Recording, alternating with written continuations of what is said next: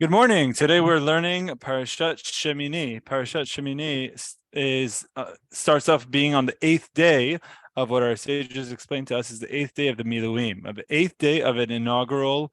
Every day they were going through a process to inaugurate the Mishkan. The Mishkan, according to our tradition, according to one opinion, it was inaugurated on the first day of the month of Nisan.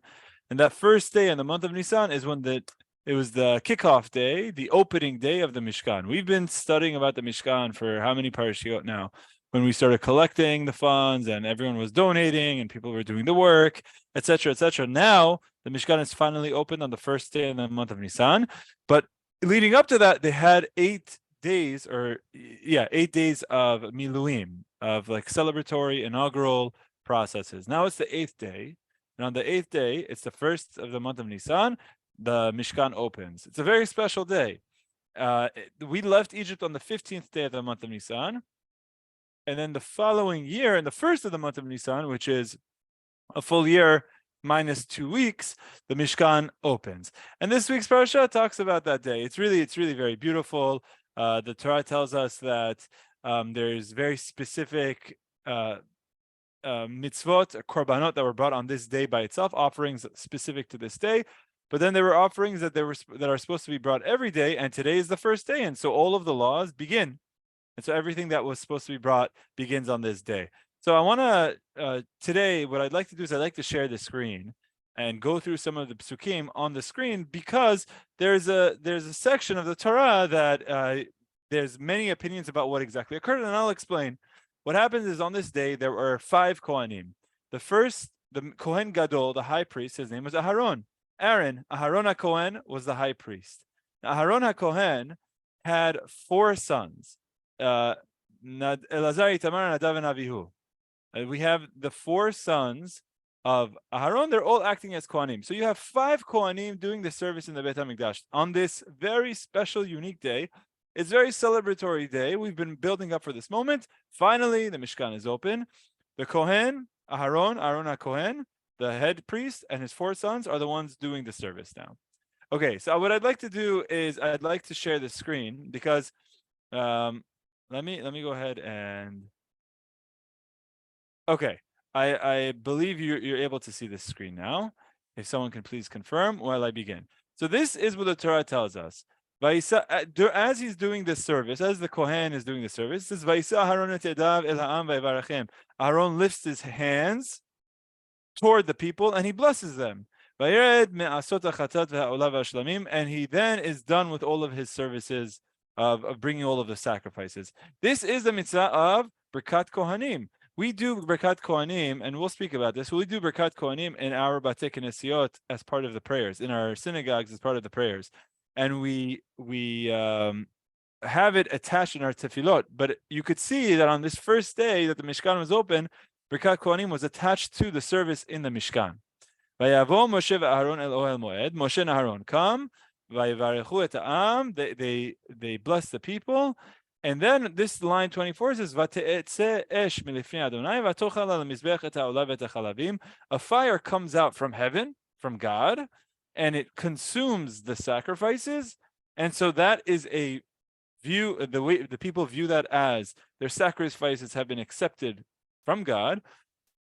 Vayar kol ha'am vayaronu. Everyone sees it. Everyone saw what happened. They were excited. They were singing. They were happy. Vayiplu apanehem. And they fall to their faces to show respect to what they believe is now seeing God's presence. It's a very special moment. For them, they see that all of this hard work that we're putting in, we see that it's accepted. This is where the section begins. And I'll preface this by saying, so 2 of Aharon's sons die on this day in the middle of the service. 2 of his sons. And we're going to see that it's not so clear what they did. I'm going to quote 5 opinions as to what the 2 sons of Aaron did, and because of that, they died. Okay, we're going to read this inside today, so that this way we can see what where those 5 opinions are coming from. The text is somewhat ambiguous. Vaikchu bnei Aaron, Nadav Avihu. Nadav and Avihu, the 2 sons of Aaron, ish machtato, each one took a fire pan. You could imagine a fire pan is like, let's say, a pan that you would cook an omelet in, but it was a special one that they would bring incense offering on it. Vayitnu bahen esh, and they put fire on it. Vayasimu alea ketoret, and on the pan that they put fire on, they also put the spices, incense. Vayakrivu, and they offered it lifnei Adonai, in front of God. Esh zara, a foreign fire, an alien fire, fire that's a stranger fire, if you will. Asher lo tziva otam, that they were not commanded to bring. Vatetze esh milifnei Adonai, a fire came out from in front of God. Vatochal otam, and consumed them. Vayamutu lifnei Adonai, and they died in front of God.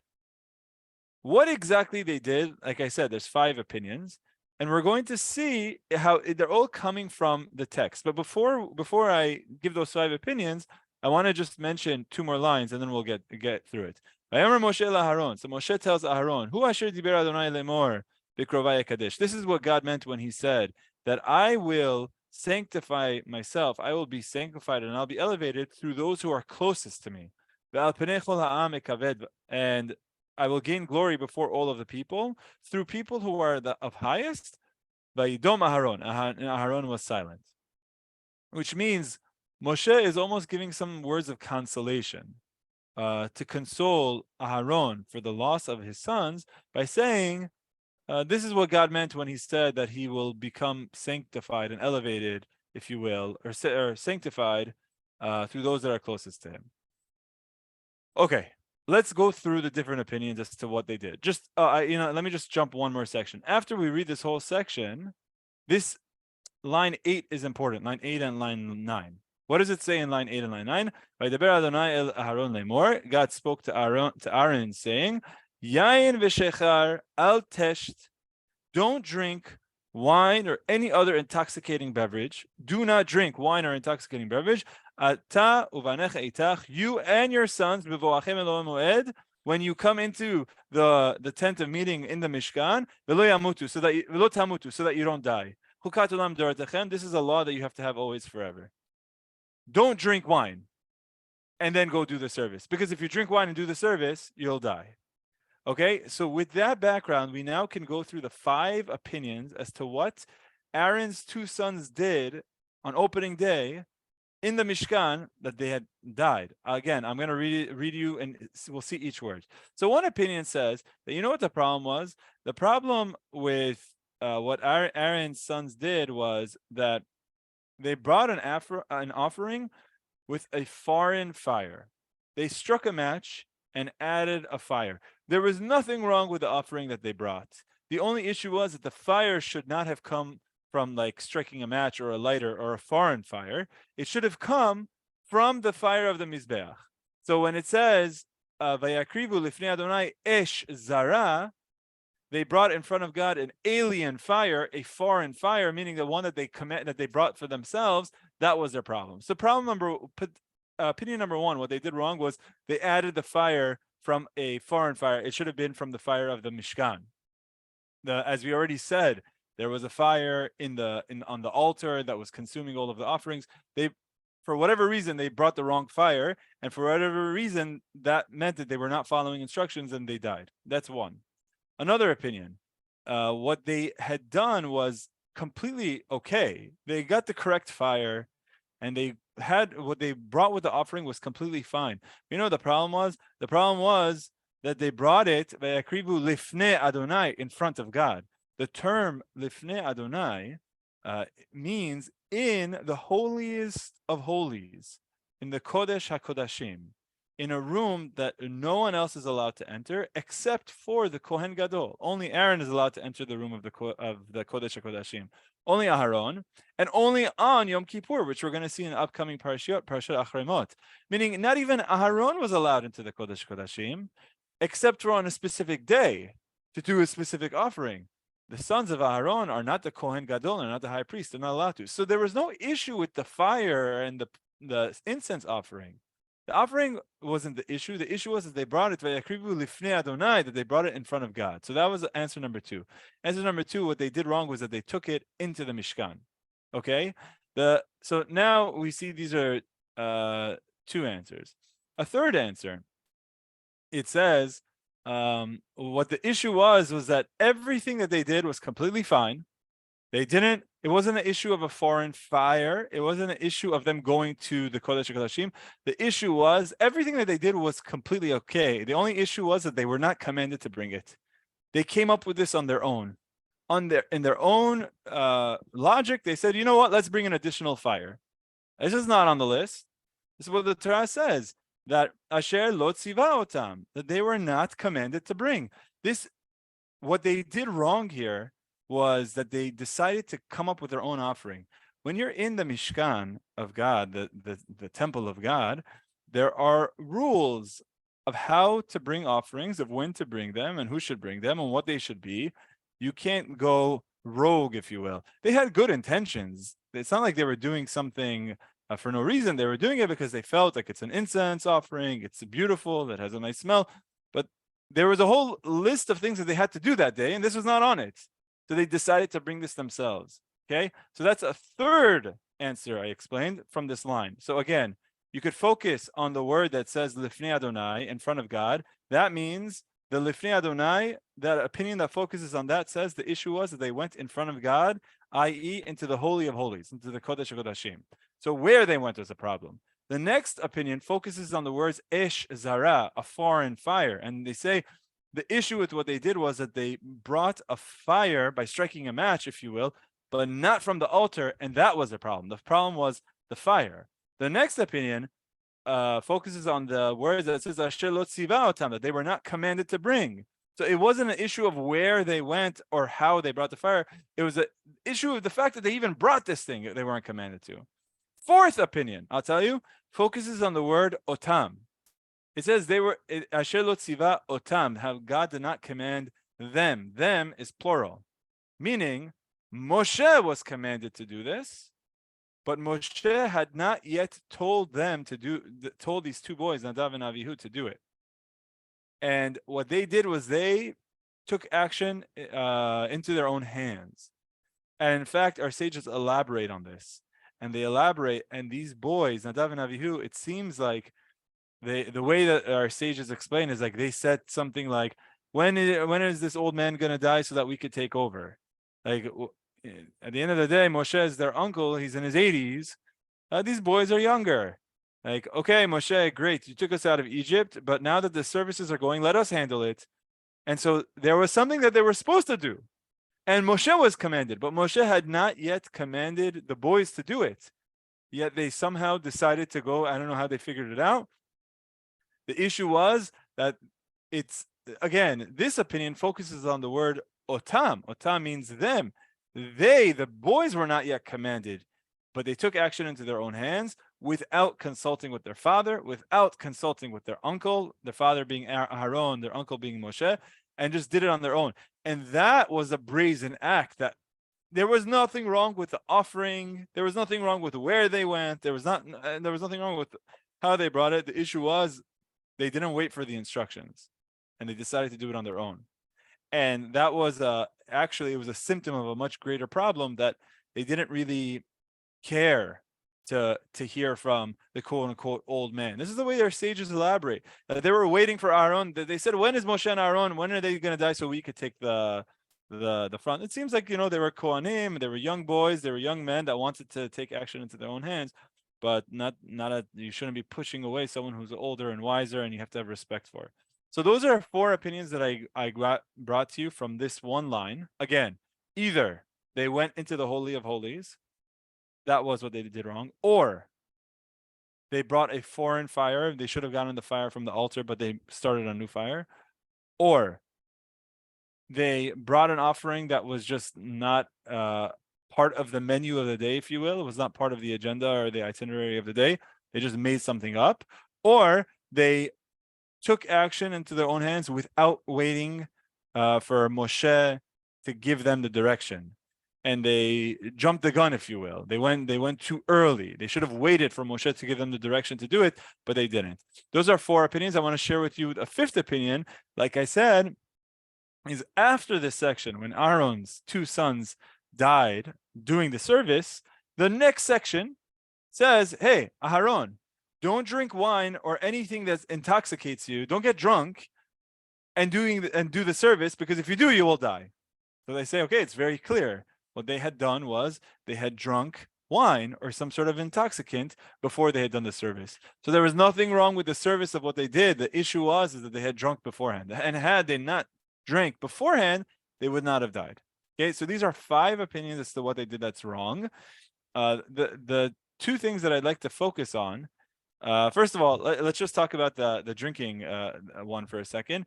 In fact, nowadays, we have what's called Birkat Kohanim, that is a service of the Kohanim. Now, it's not the same thing as a service they did in the Mishkan, but there is a service of the Kohanim where the Kohanim bless the people. That's called Birkat Kohanim.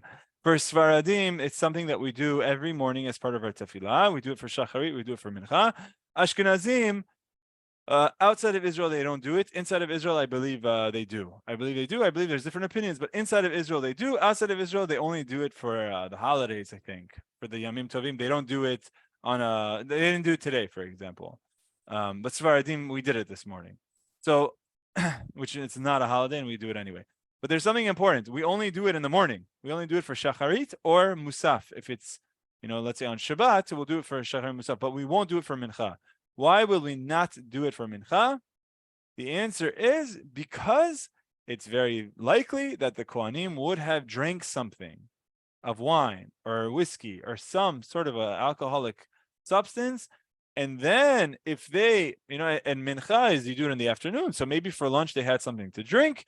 If they were to come and to do Birkat Kohanim while they had drunk, it's very severe. So much so that, okay, it's not the same thing as doing the service in the Mishkan, but still, the Kohanim are not allowed to be drunk when they do Birkat Kohanim either, when they give the blessing to the people as part of our prayers. So that's why the sages have instituted that we will do Birkat Kohanim in the mornings for Shacharit and Musaf, but we will not do it for Mincha, because once it's Mincha time, people have eaten, maybe people have drank, and we don't want to enter into the business of trying to figure out who's intoxicated or not. What are we supposed to do? When it comes to Mincha time, Kohen comes forward, you have to ask him, hey, did you drink? How much did you drink? Can you walk this straight line? So the state, and the truth is, someone could drink before Shacharit also, right? A Kohen could drink at 7 a.m., and if he drinks at 7 a.m., he would not be allowed to do Birkat Kohanim for Shacharit either. But in general, the synagogues have the Kohanim service, the Birkat Kohanim in the mornings, because most people have not drunk wine before services in the morning. And they don't do it in the afternoon because most people have eaten and drank. And we just don't want to enter into the game of asking who drank, ate what. I will mention that on a fast day, like a Ta'anit Esther, Shiva Asar Tammuz, when there's a fast day, one thing that we do is we will indeed do Birkat Kohanim in the afternoon, close to the end of the day, as part of Mincha, because it's a fast day, and so therefore it's permitted. But it's toward the end of the day. Okay, this was very elaborate. We discussed this whole thing about the Kohanim. There is one more section I want to mention about the parasha this week, and that is related to the laws of kosher. The Torah at the end of the parasha talks to us about the different types of kosher, of how to identify different kosher species. Now, when it comes to kosher, there's 2 important distinctions of how you define whether something is kosher or not. Number 1 is the species, the type of food. How it's not really a matter of how it was prepared, but it's the type of food. So, for example, the species of a pig is never going to be kosher. You cannot make a pig kosher. A cow, the species of a cow is kosher. So a cow is a species that the Torah would call tahor, pure, and a pig is a species that the Torah would call tameh, impure. And this species, the impure, the tameh, is you can't eat it ever. However, when you come to the tahor species, the ones that are pure, just because it's pure doesn't mean you could eat it. It has to have been prepared in the proper way, which is the second category when it comes to kashrut, when it comes to kosher. The first category is what species are you allowed to eat, what species are you not allowed to eat. The second is within the species that you're allowed to eat, How is it prepared? There has to be proper slaughtering, has to be done in the right way. It cannot have been cooked together with other items that are not kosher. It could not have been cooked, let's say the meat cannot have been cooked together with dairy. So there's so just because something is a kosher species doesn't mean the food item is allowed to be eaten. For the point to make is like a cow is a kosher species, but if you cook cow together with dairy, then you're not allowed to eat it. Or a fish, for example, the Torah defines for us what are the kosher species of fish, and those are fish that have fins and scales are the pure species that you're allowed to eat. If they don't have fins and scales, for example, shrimp or lobster, then they're not allowed to be eaten ever. There's no way you could prepare lobster to make it kosher, but that's the species. But then from the other side, if the fish has fins and scales, it's a kosher species, but you still need to make sure that it's prepared properly. So for example, a tuna fish is a kosher fish, but if a tuna fish is cooked in the same kitchen as part of that pork is cooked in, or something that is not kosher, then it would be a problem. So the Torah gives us, there's sea animals, the sign of the kosher species is fins and scales. If it has fins and scales, it's a kosher species. If not, then it's not a kosher species. It's not a pure species. But again, like I mentioned, you can't just say, well, therefore it's a tuna fish, therefore it's kosher. No, it's a tuna fish, therefore it's a kosher species, but it needs to be prepared in a kosher way. Otherwise, it still is not permitted to be eaten. Then so we spoke about the land animals. What are the signs that make a land animal, a domesticated land animal, kosher, or even non-domesticated? Land animals, it needs to have two signs. Split hoofs, so that means if you look at its foot, it has a split, and the split goes all the way through. That's called split hoofs. And chews its cud. A cow, for example, chews its cud. It has multiple stomachs, and the digestive process, what happens is that it chews its food and it swallows it into a stomach, one of its four stomachs. It then will regurgitate it into its mouth, chew it again, and send it to the next stomach that has different types of acids and different ways to break down the process. The human stomach, for example, there's only one stomach, and the stomach can handle anything. You can throw whatever you want in there, and basically it could be grass, it could be meat, it could be steak, it could be whatever it is. The body is able in that one stomach to handle it. But the stomach of a cow, each stomach tackles a different part of the digestive process. And so that sign of an animal that has four or has multiple stomachs, it's called chewing its cud. That is a necessary sign for a land animal to be kosher. So that includes cows, sheep, goats, for example, deer, giraffe. Even giraffe will chew its cud.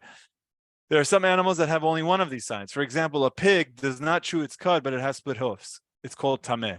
A camel does not have split hoofs, but it chews its cud. It's called tameh, meaning it's impure, it cannot be eaten. And this terminology of being called tameh, being called impure, the Torah picks this word on purpose to tell us that when these animals that someone eats that's not kosher, b'nitmetem bam, the Torah says, not only is it impure, but when one eats it, the person becomes impure. Why? The answer is because, there's like this famous saying of you are what you eat. A person puts food into their mouth, this mouth gets digested into their body, and it eventually gives their body energy. It's what gives the energy to the brain and to the muscles and to the organs. It gets its nutrients and its energy from the food that one eats. When someone puts a impure item, if you will, like something that's tameh, that's impure, into their body, it'll make their body impure. You are what you eat. And when someone watches what they eat and they put pure food into their mouths, then their body remains pure. One thing that there's a training process here is the process of understanding discipline. A person, through the laws of kosher, learns and practices discipline. There are things that I'm allowed to eat. There's things I'm not allowed to eat. There are things that I'm allowed to do. There's things that I'm not allowed to do. There's things that I'm allowed to take. There's things I'm not allowed to take. When someone is trained in kosher and understands, hey, there are certain things you can't take, you can't do it. Why? It's not no one's going to stop you, but it's not pure. It's impure for you to do this. The person gets this training of discipline that sometimes you want something, but you say no. And that's what makes us different than the animals. What makes us different than the animals is that we have our impulses that we could subdue and say that's not correct. We're not going to do it. Even though we want to, we won't do it. An animal can't. An animal sees something, it wants it, it goes for it. But a human being has the ability, the intellect, to say this is not correct, and even though I want it, I won't do it. That's what defines us as a human being, the ability to say no, the ability to decide whether we want to do something or not. So the laws of kashrut very much train us for the skill of being able to discern what it is that we want to do, what it is that we want to enter our bodies, what we want to enter our eyes, what we want to enter our ears, what we want to enter our homes. And we decide what's kosher. If it's not kosher, we don't want to enter our home. You decide your wallet, the money that you raise, the money that you make. If it's not kosher, you don't want it. This is the training process that someone learns through the laws of kosher, that there are certain things that we have to have the discipline to say no to. And again, this laws of kosher, the Torah tells us, will make us impure when we consume it because it makes up our body. But in addition to that, what we're doing by keeping the laws of kosher is we're training this discipline to be able to say no for things that are incorrect. Okay, with that, we'll stop. Have a great week, everyone. This week will be Rosh Chodesh Iyar. On Friday and Shabbat will be Rosh Chodesh Iyar. I hope everyone has a great week and Be'ezrat Hashem, a great month ahead. Take care. Shavua Tov, Chodesh Tov, everyone.